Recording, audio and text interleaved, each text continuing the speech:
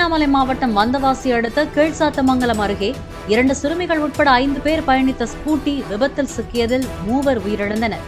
மும்முனி கிராமத்தைச் சேர்ந்த ராஜசேகரன் தமது குடும்பத்தினரை இருசக்கர வாகனத்தில் ஏற்றிக்கொண்டு வெடால் கிராமத்தில் உள்ள பச்சையம்மன் கோவிலுக்கு சென்றுவிட்டு மீண்டும் சொந்த ஊருக்கு திரும்பிய போது நிலை தடுமாறி சாலையோரத்தில் உள்ள சிறு பாலத்தின் மீது மோதியதாக கூறப்படுகிறது.